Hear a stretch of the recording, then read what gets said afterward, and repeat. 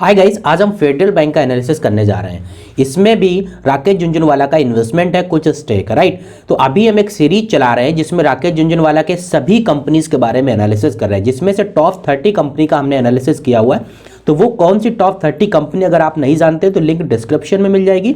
मैंने ऑलरेडी उस पर एक वीडियो बना रखा है, स्क्रीन पे आप उसका थंबनेल चेकआउट कर सकते हैं, राइट। इस कंपनी में जो हम बात करेंगे मेनली वो हम कंपनी के दोनों एनालिसिस पे बात करने जा रहे हैं, फंडामेंटली एज वेल एज हम टेक्निकल एनालिसिस करेंगे। फंडामेंटल में हम कंपनी के कुछ स्ट्रेंथ एंड वीकनेसेस के बारे में बात करेंगे और इसके बाद हम जो टेक्निकल में बात करेंगे वो मेनली चार्ट पैटर्न को लेकर बात करेंगे कि अभी राइट टाइम होगा इस कंपनी में इन्वेस्टमेंट करने का, वो हम टेक्निकल चार्ट के थ्रू चेकआउट करेंगे, राइट। तो वो की पॉइंट्स रहेंगे, आप चेकआउट कर सकते हैं। ये की पॉइंट्स पे हम बात करने वाले हैं, क्लियर। तो स्टेप बाय स्टेप इन सारे की पॉइंट्स पे हम बात करेंगे। So let's start. ओके, तो हम बात कर रहे हैं इस कंपनी की। तो ये एक banking sector company, right. Federal bank मतलब ये बैंकिंग है और प्राइवेट बैंक में ये कंपनी आती है, राइट। और वेबसाइट की अगर हम बात करें तो ये www.federalbank.co.in ये ऑफिशियल वेबसाइट है जहां पर आप विजिट कर सकते हैं।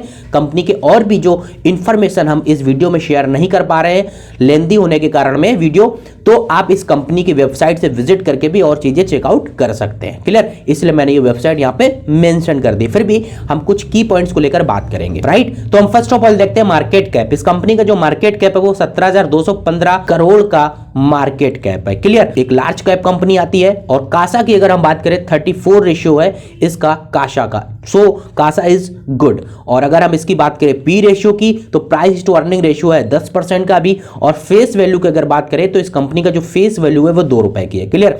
और बुक वैल्यू की अगर बात करें तो ये 84 रुपीज का इसका बुक वैल्यू है। बुक वैल्यू के आसपास ये स्टॉक अभी ट्रेड कर रहा है, इट मींस ये अभी स्टॉक अंडर वैल्यूड है, राइट। फंडामेंटली अगर देखा जाए तो इस कंपनी में इन्वेस्टमेंट करने को बनता है। बट अभी और भी चीजों को लेकर हम बात कर लेते हैं कि और भी क्या स्ट्रेंथ्स हैं या वीकनेसेस हैं। तो नेट इंटरेस्ट जो इनकम है कंपनी की वो 5,533 करोड़ की जो नेट इंटरेस्ट इनकम हुई है। और जो कॉस्ट टू इनकम रेशियो है वो 49% का है, जो कि कम होना चाहिए। अराउंड आप अगर कह सकते हैं 40 के आसपास होगा तो इस कंपनी का और भी बेटर फंडामेंटल्स होंगे। लेकिन हाँ, प्रमोटर्स की बात करें, आप देख रहे होंगे 0% प्रमोटर्स हैं, राइट। इस कंपनी के कोई प्रमोटर्स नहीं है, तो फिर ये कंपनी कौन चलाता है, राइट। अगर हम बात करें तो वो बोर्ड ऑफ डायरेक्टर्स चलाते हैं। बट हाँ, ये 100% एक पब्लिक ऑनर कंपनी है। तो अभी हम और चीजों को लेकर बात करेंगे। तो अभी हम फिलहाल में अगर देखा जाए इस टॉपिक पे डिटेल में बात नहीं करेंगे, इस पे हम पर्सनल एक वीडियो अगर आप कमेंट करेंगे तो प्रमोटर्स की अगर होल्डिंग 0 होती है तो ये कंपनी कौन चला रहा होता है, कौन रन कर रहा होता है, किसके पास कंट्रोल होता है, अगर आप कमेंट करेंगे तो जरूर हम इस पे एक वीडियो सेपरेट बना देंगे। ओके, नेक्स्ट बढ़ते हैं ईपीएस की ओर। तो ईपीएस है 8% का और सीएआर कैपिटल एडिक्वेशन रेशियो जो है वो 14% का, नॉट बैड। ओके, आरओई की बात करें तो 10% के आसपास आरओई है और आरओसी 10% के आसपास आरओसी ही होल्ड कर रही है, क्लियर। तो ये कंपनी के कुछ बेसिक फंडामेंटल थे जो मैंने आपके सामने शेयर किए। और भी हम आगे बढ़ते हैं। तो अभी हम बात करें शेयर होल्डिंग्स पैटर्न के बारे में। जैसा कि आप देख रहे हैं प्रोमोटर्स की 0% की शेयर होल्डिंग्स है, इसमें से पब्लिक की सिर्फ 100% होल्डिंग है, क्लियर। तो पब्लिक में किसकी है आप चेकआउट कर लीजिए इस ग्राफ के थ्रू। जो डीआईज है वो 42.53% की डीआईज की होल्डिंग्स है, जिसमें रिटेल इन्वेस्टर की अगर हम बात करें तो 31.55% रिटेल इन्वेस्टर्स की है। और एफआईज की अगर बात करें तो 25.92% की एफआईज है। ओवरऑल कैलकुलेट करेंगे तो 100% आप चेक कर सकते हैं, राइट। तो राकेश झुनझुनवाला का मोर देन 20 करोड़ के प्लस जो है उनका इन्वेस्टमेंट है। और आप देख सकते हैं कैसे उन्होंने जो मतलब होल्डिंग्स हैं वो इंक्रीज की हैं 2.71% से लेकर आज की डेट में उनके पास में 3.65% की शेयर होल्डिंग्स हैं। तो फंडामेंटली अगर देखा जाए तो कंपनी के स्ट्रॉन्ग से अभी मैंने और डिटेल्ड इंफॉर्मेशन नहीं शेयर की, कुछ रेशियोज के बारे में भी है बट वीडियो लेंदी हो जाएगा, इस वजह से मैंने शॉर्ट में इंफॉर्मेशन शेयर की है। बाकी आप वेबसाइट के थ्रू और भी चीजें चेकआउट जरूर करें, क्लियर। इसके बाद आगे बढ़ते हैं, कुछ पेयर कंपेरिजन भी कर लेते हैं साथ में। तो आप देख रहे होंगे ये जो लेफ्ट हैंड में है ये ऑलरेडी सारी प्राइवेट बैंक है, जैसे फेडरल बैंक है। और उसी कंपैरिजन में मैंने और भी कंपनीज ली हैं, जैसे आरडीबीआई हो गया, बंधन हो गया, यस हो गया, AU small bank, IDFC first bank, city, RBL, right. तो ये वो बैंकिंग है और भी जो आप देख सकते हो और कंपैरिजन कर सकते हैं। नेक्स्ट हम बात करें अगर प्राइस की, तो प्राइस का सब अलग अलग है। जैसे फेडरल बैंक का भी 81.90 के आसपास है। और अगर आईडीबीआई बैंक की अगर हम बात करें तो 47 के आसपास, बंधन का 253, यस बैंक आप देख ही रहे हैं 13 रुपए के आसपास, राइट। एयू स्मॉल बैंक जो है वो फाइनेंस 986 का ये प्राइस शेयर प्राइस है इसका। आईडीएफसी फर्स्ट बैंक अभी 47 रुपए के आसपास होल्ड कर रही, काफी समय से साइडवेज है आईडीएफसी फर्स्ट बैंक, इस पर भी हमने ऑलरेडी एक वीडियो बना रखा है, बट मैं रिसेंटली अगर आप कमेंट करेंगे तो इस पर भी हम एक और फ्रेश वीडियो बना देंगे। नेक्स्ट अगर हम बात करें तो मार्केट कैप भी आप चेकआउट कर सकते हैं, जैसा कि फेडरल का 17,215 करोड़ का, वहीं पर अगर आईडीबीआई की बात करें तो 51,000 के आसपास, बंधन का 40,000 और एयू स्मॉल फाइनेंस बैंक का 30,000 और आईडीएफसी फर्स्ट का 29,460 करोड़ का लगभग इसका मार्केट कैप है। ओके, और भी हम की पॉइंट्स को लेकर बात कर लेते हैं। जैसे ईपीएस की बात करें तो अर्निंग पर शेयर की बात करें तो फेडरल बैंक का जैसे 8 रुपए का अर्निंग पर शेयर है, ये बहुत बढ़िया है, बट वहीं पर आईडीबीआई की बात करें तो 1.9 का है, और आईडीएफसी की बात करें तो कोई अर्निंग अभी खास है नहीं, -0.36% का IDFC first bank EPS show कर रही है। क्लियर।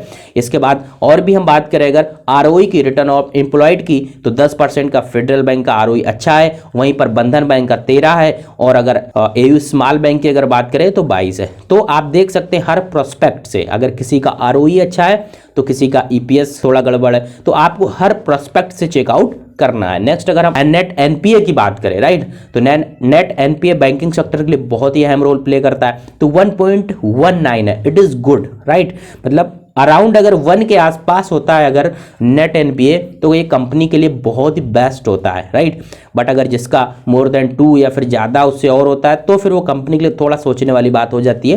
तो फिलहाल में अगर हम बात करें फेडरल की तो वो 1 रुपीज़ के आसपास है, और आईडीएफसी फर्स्ट के भी 1 रुपीज़ के आसपास है, बट यस बैंक का अगर बात करें तो 5.88 है, आप देख सकते हैं नेट एनपीए। क्लियर। और भी अगर हम बात करें जैसे सिटी यूनियन बैंक का 4% के आसपास है नेट एनपीए। क्लियर। तो आप चेक कर सकते हैं सारी चीज़ों को लेकर। क्लियर। आगे बढ़ते हैं हम वीडियो में। अब हम बात कर रहे हैं क्वार्टरली रिजल्ट्स की, राइट, तो क्वार्टरली रिजल्ट्स की अगर हम बात करें तो कंसोलिडेटेड फिगर है ये जो हमने लिए स्क्रीन पर, ये करोड़्स में सारे फिगर से दिए गए। हम स्टेप बाय स्टेप बात कर लेते हैं। जैसे रेवेन्यू की बात करें जून क्वार्टर और सितंबर क्वार्टर के स्पेशली हम बात करेंगे, रेवेन्यू 3525 करोड़ का जून क्वार्टर में और सितंबर में 3566 करोड़ का रेवेन्यू आप देख रहे होंगे। और इंटरेस्ट जो है कंपनी को पे करना है वो 2000 का है, ये 1959 का अभी सितंबर क्वार्टर में, ये वो इंटरेस्ट है जिसे कंपनी को पे करना, ना कि वो अर्न किया हुआ है। क्लियर। एक्सपेंसेस की बात करें तो 1562 करोड़ का जून क्वार्टर में था और 1397 करोड़ का जो है एक्सपेंसेस हुए हैं सितंबर क्वार्टर में। तो ओवरऑल फाइनेंसिंग जो प्रॉफिट आया है वो जून में तो माइनस में था, बट आप अभी देख रहे होंगे सितंबर में वो 209 करोड़ का प्रॉफिट जनरेट किया, फाइनेंसिंग प्रॉफिट, राइट। और जो मार्जिन की बात करें फाइनेंसिंग मार्जिन परसेंटेज तो 6% का सितंबर क्वार्टर में। क्लियर। अदर चीज हम देखते हैं थोड़ा सा प्रॉफिट बिफोर टैक्स की अगर बात करें तो 487 करोड़ का जून क्वार्टर में और 657 करोड़ का सितंबर क्वार्टर में कंपनी का प्रॉफिट हुआ है, मतलब एक इंक्रीज फॉर्मेट में आया। और नेट प्रॉफिट की अगर बात करें तो 357 करोड़ जून और सितंबर में 486 करोड़ का। क्लियर।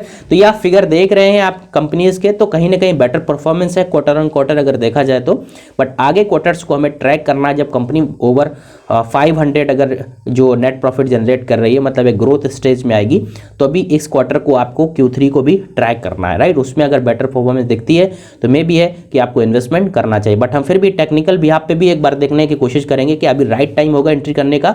आगे बढ़ने से पहले मैं आपको एक चीज बोलना चाहूंगा कि अगर आपका डीमेट अकाउंट नहीं है या फिर अगर आप किसी अदर डीमेट अकाउंट से परेशान है कंपनी से, तो आप स्विच कर सकते हैं हमारे साथ आप स्टॉक और एलायंस ब्लू में। क्लियर। अभी एलायंस ब्लू की बात करें तो ऑफर्स चल रहा है, इसमें 31 दिसंबर तक का आज तक का लास्ट ऑफर है। अगर आप ओपन करते हैं तो फ्री ऑफ कॉस्ट में आपका डीमेट अकाउंट ओपन किया जाए, एज वेल एज आपका एक टिकर टेप का एक सब्सक्रिप्शन भी प्रोवाइड किया जाएगा। क्लियर। लिंक डिस्क्रिप्शन में मिल जाएगी, कॉन्टैक्ट नंबर पर आप कॉन्टैक्ट कर सकते हैं और भी डाउट्स अगर होते हैं तो। क्लियर। आगे बढ़ते हैं।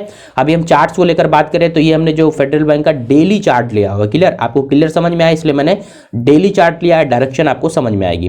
तो अब अगर हम इस एरो के ओर देखें तो 18 मई 2020 को इसने जो लो मारा था वो 36 रुपए का लॉकडाउन का ये लो है, राइट। इसके बाद में हाई मारा, इसके बाद में थोड़ा सा करेक्शन लिया और एक स्विंग लो बनाया, राइट। आपको स्विंग लो को ट्राई करना, और इसके बाद में पुल बैक लिया और फिर एक स्विंग लो बनाया, और देखा जाए तो फिर इसके बाद ये साइडवेज रहा काफी समय तक, और इसके बाद में फिर एक रिसेंटली हाई मारा 25 अक्टूबर को 107 रुपए 65 पैसे का। क्लियर। और इसके बाद वहां से स्टॉक करेक्शन में है अभी देखा जाए तो। और ओवरऑल अगर हम देखें यहाँ से मतलब 36 रुपए से लेकर 107 रुपए का जो इसने हाई मारा, रिटर्न की अगर हम बात करें ओवरऑल तो लगभग 300% का रिटर्न प्रोवाइड किया। अगर आपने 1 लाख रुपए इन्वेस्टमेंट किया होता तो तब तक लगभग 3 लाख का इन्वेस्टमेंट बन गया होता। क्लियर। तो ये रिटर्न्स रहे। आगे हम और डिटेल में बात करेंगे तो वही हमने चार्ट लिया हुआ है, बट ये क्या कर रहा है, एक सपोर्ट ट्रेंड लाइन होल्ड कर रहा है, जो कि इस स्टॉक के अभी सपोर्ट ट्रेंड लाइन ब्रेकआउट हो चुकी है। क्लियर?